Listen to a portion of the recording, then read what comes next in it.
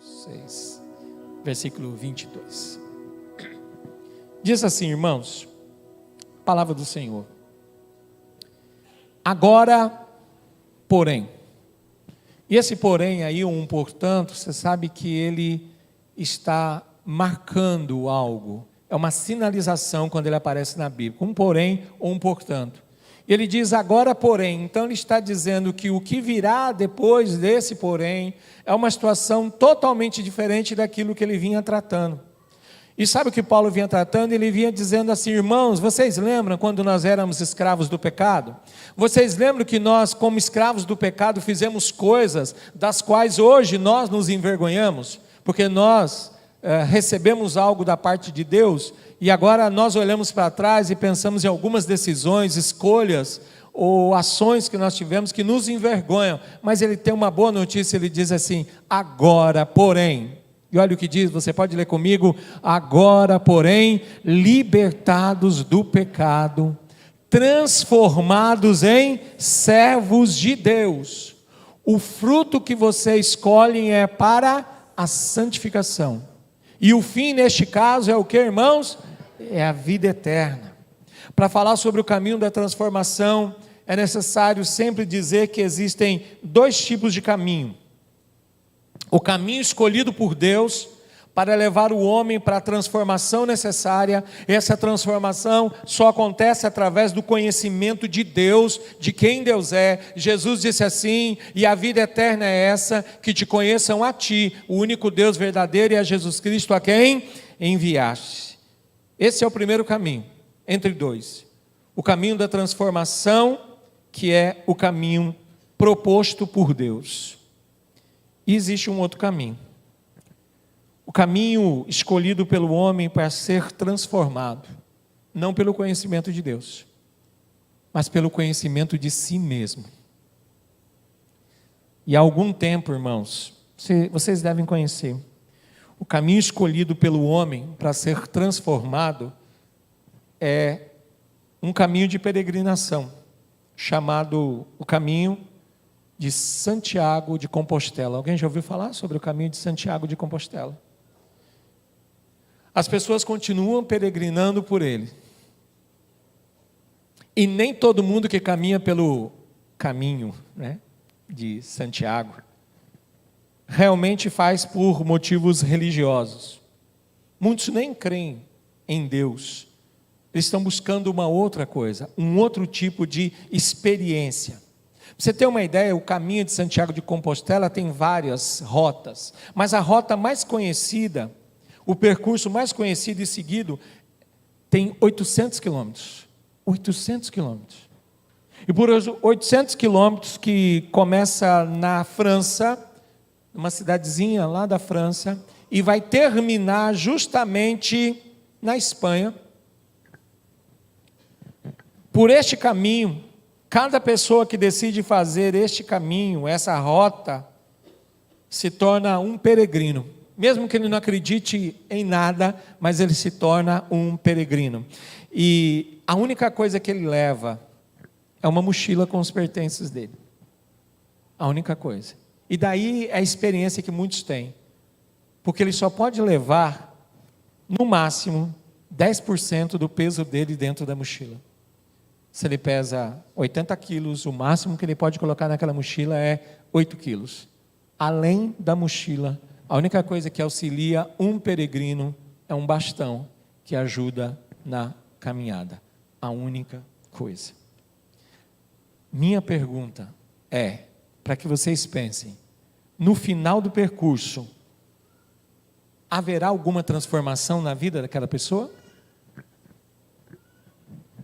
Você acha que no final desse percurso de 800 quilômetros de caminhada, entre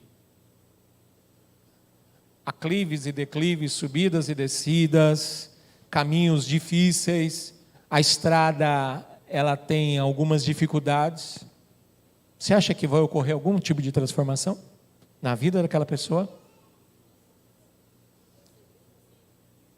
Acontece, irmãos. Algumas pessoas existe uma transformação.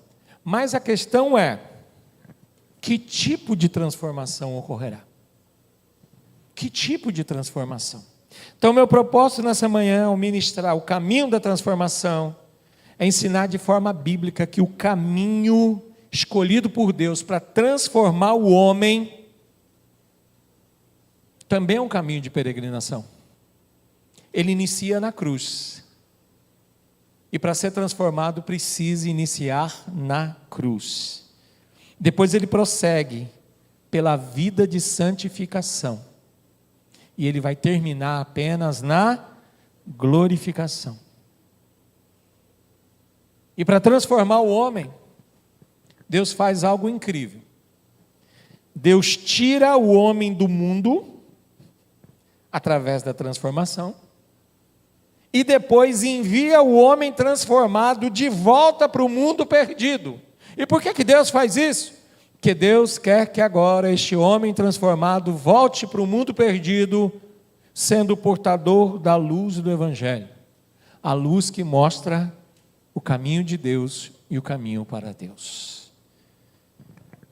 A pergunta é: Santiago, que move as pessoas, é a busca de transformação interior, pelo caminho de Santiago de Compostela. O que move o homem transformado? Essa pessoa que foi tirada do mundo, transformada por Deus e colocada no mundo agora para ser portador da luz do Evangelho. O que move justamente pessoas transformadas pelo poder e pelo Evangelho de Deus? Nessa manhã, algum transformado aqui nessa manhã pelo poder de Deus, que você pode dizer: eu fui transformado pela graça de Deus, não é por mim não, é pela graça e misericórdia de Deus que eu fui transformado pelo poder de Deus, pela vontade de Deus, pela soberania de Deus, pelo querer de Deus. Então o que tem movido você? E o que deve nos mover agora? Só tem uma coisa: o amor de Cristo. O amor de Cristo. 2 Coríntios capítulo 5, nos versículos 14 e 15, e agora eu estou mencionando a versão NVT, você vai encontrar, 2 Coríntios 5, 14 e 15, a seguinte afirmação pelo apóstolo Paulo. Diz assim: de qualquer forma, o amor de Cristo nos impulsiona. Na sua versão, se for Almeida, Revista e Atualizado, você vai encontrar a palavra nos constrange. Você deve ter isso aí no seu texto. É a ideia de nos impulsionar, porque cremos que Ele morreu por todos, também cremos que todos morreram. Ele morreu por todos, para que os que recebem sua nova vida não vivam mais para si mesmos, mas para Cristo, que morreu e ressuscitou por eles. O que nos moverá? O que move pessoas transformadas pelo poder de Deus? O amor de Cristo. Por quê? Porque o amor de Deus por pessoas transformadas, por nós, e a nossa resposta de amor a Ele, esse é o poder que vai nos mover ao serviço. Mas de que maneira nós somos movidos a servir ao Senhor? Queridos, o amor de Deus nos controla à medida que os nossos alvos, os nossos valores, as nossas prioridades de vida são transformados. Uma pessoa transformada, os alvos de vida dela também são transformados. Antes ela tinha um alvo, ela tinha uma busca de vida. Essas pessoas no caminho de Santiago estão buscando alguma coisa, uma transformação em alguma parte da vida delas, estão buscando sentido. Nós muitas vezes andávamos e nós tínhamos propósito, mas os nossos propósitos, eles eram passageiros, eram coisas que não eram para durar, e não duravam.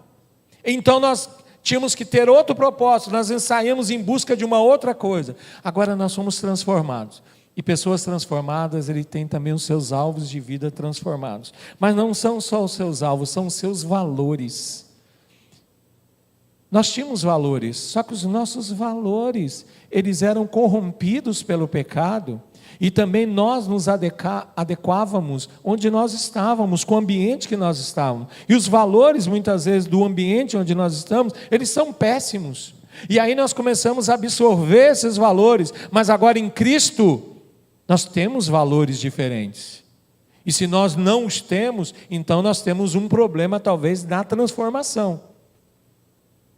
Irmãos, se os nossos alvos não mudam, se os nossos valores não mudam, alguma coisa está errada lá no início. Nós não iniciamos o nosso caminho pela cruz. Nós estamos tentando iniciar por numa outra parte. E não é possível, irmãos, ser transformado desta maneira. E além disso, as prioridades. Nós tínhamos antes coisas que para nós eram as prioridades, hoje não. A partir de Cristo as prioridades também mudaram.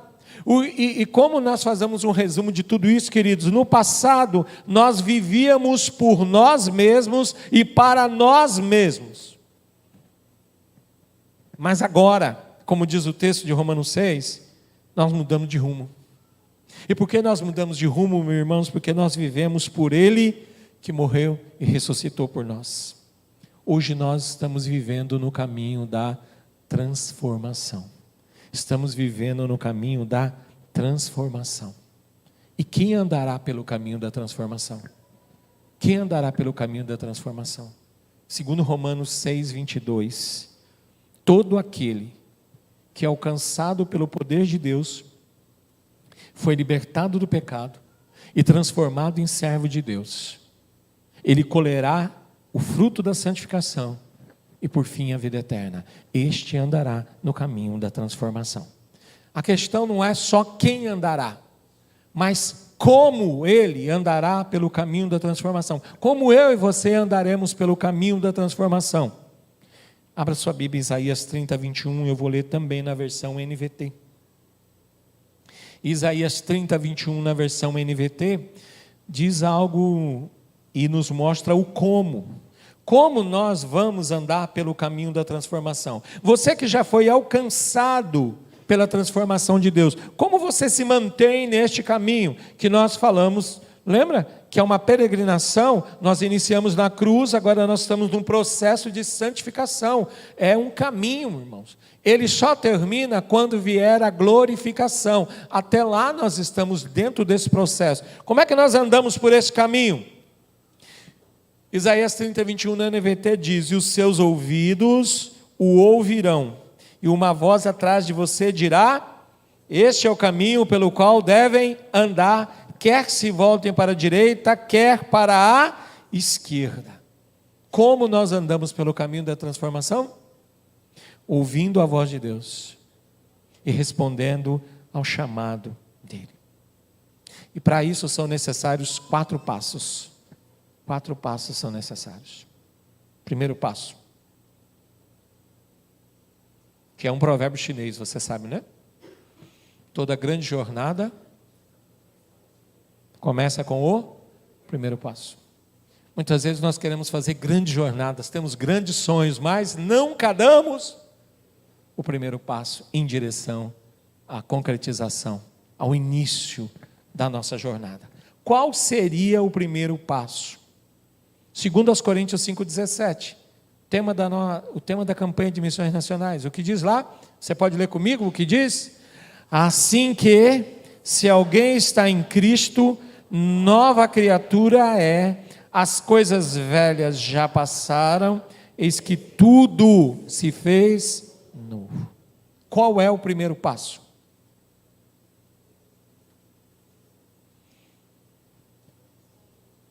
Qual é o primeiro passo?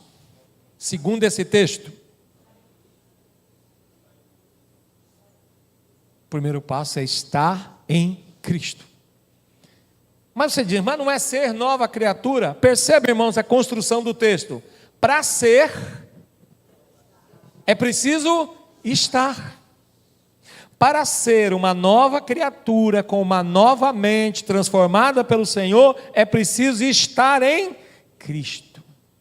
Aí Romanos capítulo 8, verso 1, também na versão ACF, nos diz assim: portanto, olha o portanto mais uma vez aí, irmãos, portanto é um marcador na Bíblia, que nos auxilia no seguinte: quando você encontrar um portanto, o que vier depois do portanto é aplicação.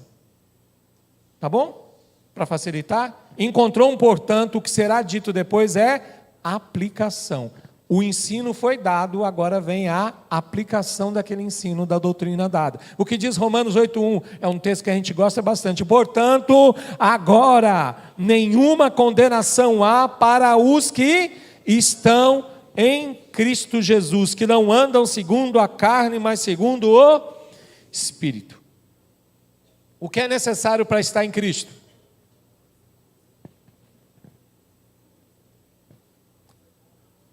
O que é necessário para estar em Cristo? Para estar em Cristo é necessário e é preciso confiar em Cristo e na sua obra de salvação. E nós só confiamos pela fé. Nós demonstramos a nossa confiança pela fé. E quando nós colocamos a nossa fé no Senhor, Jesus habita em nossos corações pela fé.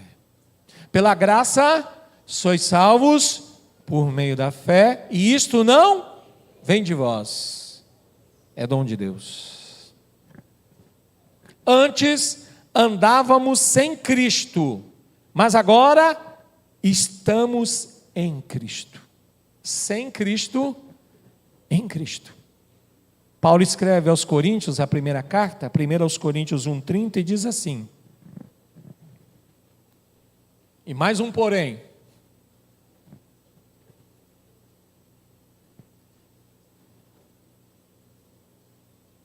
Não, é NVT mesmo, desculpe. Foi por iniciativa de Deus. É iniciativa de quem? De Deus.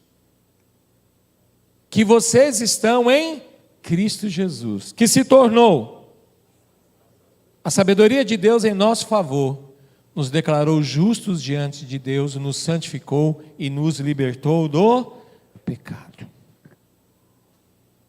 Por isso, essa expressão em Cristo no Novo Testamento e nas cartas paulinas, ela é muito presente. Em Romanos, nós somos justificados em Cristo. Em Coríntios, nós somos santificados em Cristo. Em Gálatas, nós temos liberdade em Cristo. Em Efésios, nós estamos unidos em Cristo. Em Filipenses, nós desfrutamos de alegria em Cristo. Em Colossenses, nós temos plenitude em Cristo. E em Tessalonicenses, nós somos glorificados em Cristo. Primeiro passo, então, primeiro passo para nós andarmos no caminho da transformação é estar em Cristo. Se você está em Cristo, você é nova criatura. Só pode ser quem está em Cristo. Por isso que a grande questão do caminho de Santiago de Compostela é essa. As pessoas querem ser novas pessoas. Em alguns aspectos conseguem, mas elas não estão em Cristo. Segundo passo. O segundo passo é receber o poder de Deus. Estar em Cristo é o primeiro passo. O segundo é receber o poder de Deus para poder viver a vida que Deus assim quer de nós. Olha o que diz Romanos capítulo 1, Atos 1:8. Atos 1:8. Na minha terra diriam de mim que eu estaria escapando marcha, né? Sabe o câmbio, quando ele começa a escapar marcha? Mas eu não estou escapando marcha ainda não, viu, meu irmão? É que às vezes eu me atropelo na fala e cometo alguns enganos. É Atos 1:8. Que diz Atos 1:8? Na versão Nova Almeida atualizada diz: mas vocês receberão poder ao descer sobre vocês o Espírito Santo e serão minhas testemunhas, tanto em Jerusalém como em toda a Judéia e Samaria, até os confins da terra. Para ser, em 2 Coríntios, para ser é preciso estar. Atos 1:8 nos ensina, irmãos, que o segundo passo é receber o poder de Deus. Para ser, é preciso receber. Para ser o que aqui? Em Atos 1:8. Para ser o que? Para ser testemunhas. Para ser testemunha de Jesus é preciso receber Quem, irmãos? O Espírito Santo dado por Jesus. E por que o Espírito Santo é necessário? Porque agora você e eu, nós estamos em Cristo, estamos nele. Mas agora, lembra que Deus nos tirou do mundo, nos transformou e nos devolve no mundo como portadores da luz do Evangelho. O que vai nos mover? O amor de Cristo, eu já disse isso nessa manhã. Mas qual é o poder que nos tira de Jerusalém? O que nos faz sair de Jerusalém, para nós não ficarmos apenas em Jerusalém, para nós irmos para a Judéia, para Samaria e atingir os confins da terra, irmãos? O poder do Espírito Santo de Deus. Irmãos, há 3 tipos de pessoas no reino. 3 tipos de pessoas no reino. O primeiro tipo de pessoa no reino de Deus, ou no mundo, são as pessoas que não se movem. Elas são estáticas, não se movem. Aquelas pessoas que dizem, eu estou aqui, daqui eu não vou sair. Aqui está bom. O segundo tipo de pessoa que tem no reino são as pessoas que são movidas. Elas fazem, elas precisam ser movidas. E o terceiro tipo de pessoa são aquelas que movem os outros. Os que não se movem, os que são movidos e os que movem os outros. Pense nessa manhã, que tipo de pessoa você tem sido no reino de Deus? Aquela que não se move. Apesar de Deus estar fazendo grandes coisas, você não está se movendo com o agir de Deus. Você não está se movendo com Deus, você está paralisado. Aquelas que são movidas e é Deus te movendo para algo e você está então com Deus. Diz, eu estou me movendo, estou vendo Deus agir, mas agora também eu posso ajudar alguém a se mover, eu posso ajudar alguém a ser movido para algum lugar, pela graça e pela misericórdia de Deus. Então o primeiro passo, você está em Cristo. O segundo, você recebe o poder de Deus. Terceiro passo de 4 passos, que tem a ver com você receber o poder de Deus: se tornar santuário de Deus. Você se torna santuário de Deus. Lembra? Você passa pela cruz, você está em Cristo. E Gálatas 2:20, Paulo disse o quê? Estou crucificado com Cristo. Não vivo mais eu, mas Cristo vive em mim. Agora eu fico na cruz, crucificado com Cristo, eu passo pela cruz, sou transformado e a minha vida agora precisa se mover. E eu sou movido como eu recebo o poder de Deus, e à medida que eu recebo o poder de Deus e recebi o Espírito Santo de Deus, eu e você se tornou santuário de Deus. 1 Coríntios 3,16. 1 Coríntios 3,16. Na versão Nova Almeida, diz assim: vocês não sabem. São várias perguntas que Paulo faz no capítulo 3. Essa é uma delas. Ele diz assim: vocês não sabem que são santuário de Deus e que o Espírito de Deus habita em vocês? Será que vocês não sabem disso? Vocês são santuário de Deus e o Espírito de Deus habita em vocês. O terceiro passo é se tornar santuário de Deus. Mas para ser o quê? Ser santuário, ser templo de Deus, é preciso estar habitado. Quem não está habitado, por mais que possa e não quer, né? Mas ainda que pudesse desejar, não seria possível ser santuário de Deus.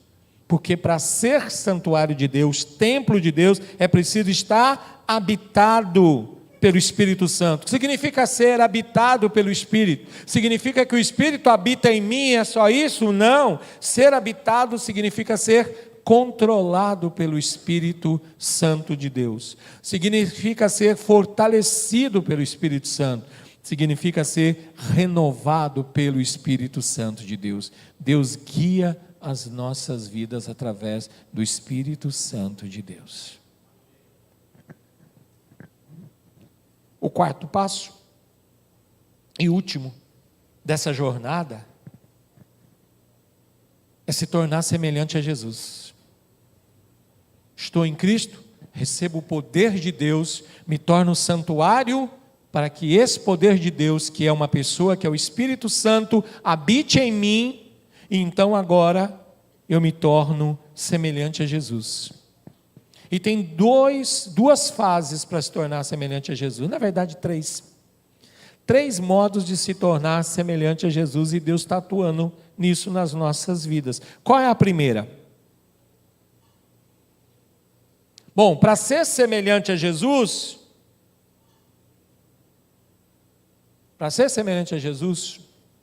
olha o que Deus fez.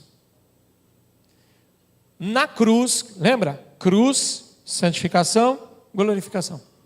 Na cruz, nós somos semelhantes a Jesus em quê? Por identificação. Como eu já citei Paulo, estou crucificado com Cristo, eu me identifico com Cristo, logo já não sou eu quem vive, mas Cristo vive em mim, e esse viver que agora tenho na carne, vivo pela fé no Filho de Deus, que a si mesmo se entregou por mim. Identificação. Eu estou crucificado com Cristo.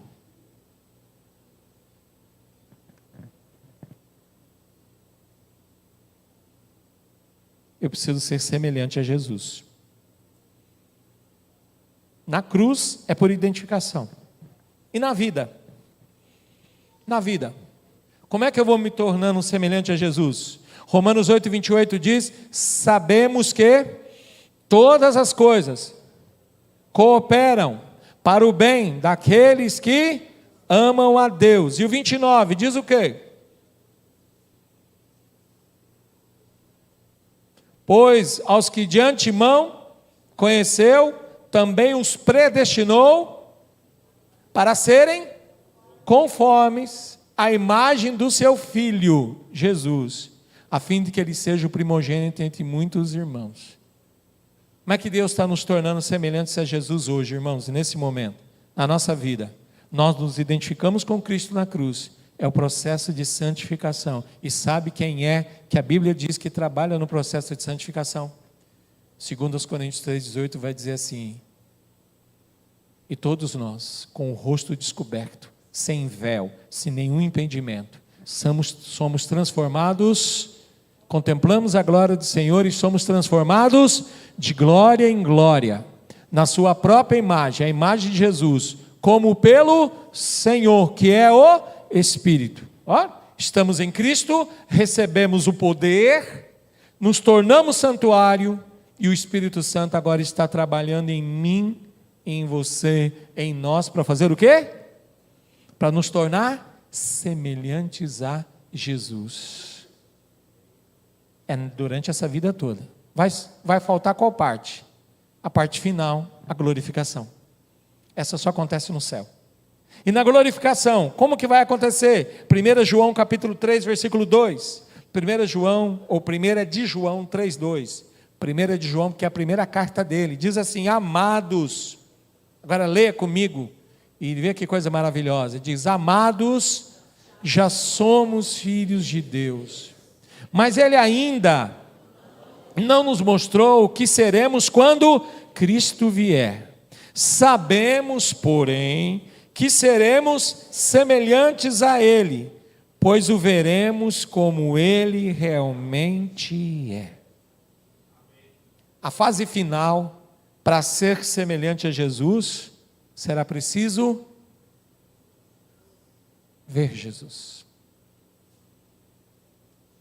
E na glorificação será assim: nós veremos Jesus e seremos como Ele é.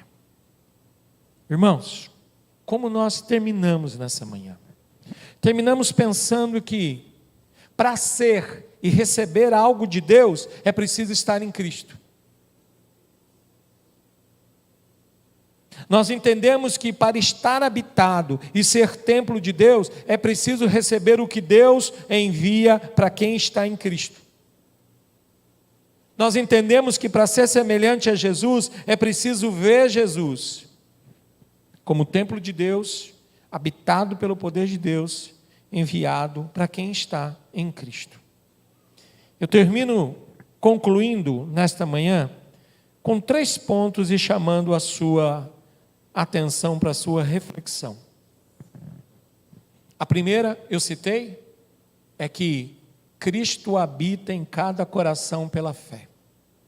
Cristo habita em cada coração pela fé. Efésios 3,17 diz: e assim, pela fé, que Cristo habite no coração de vocês, estando vocês enraizados e alicerçados em amor. Para estar em Cristo, é preciso colocar a fé nele, para que ele habite no teu coração. Segundo, viva e ande em Cristo pela obediência. Viva e ande em Cristo pela obediência. Você que está em Cristo, já está em Cristo. Ainda não, é pela fé. Já está em Cristo, ande pela obediência. Efésios 5:8, Paulo disse assim: porque no passado, como nós éramos? Trevas, vocês eram trevas, mas agora são luz no Senhor, vivam como filhos da luz. E a pergunta é, irmãos, em qual luz? Em qual luz?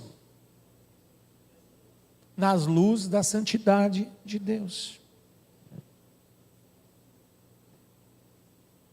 Esse é o processo de santificação. No nosso processo de santificação, nós estamos refletindo a santidade de Deus.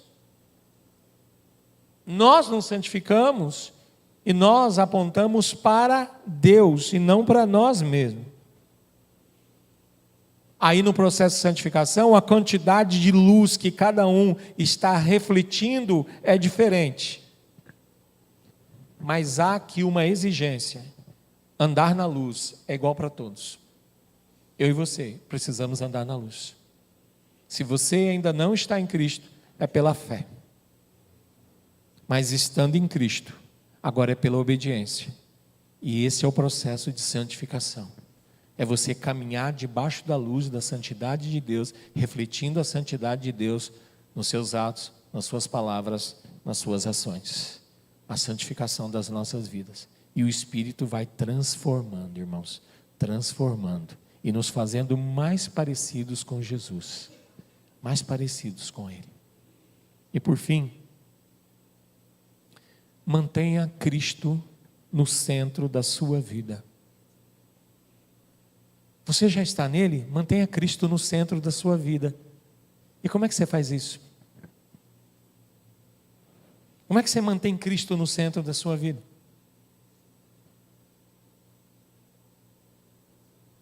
Colossenses 2, 6 e 7, eu quero terminar lendo essa porção da palavra de Deus.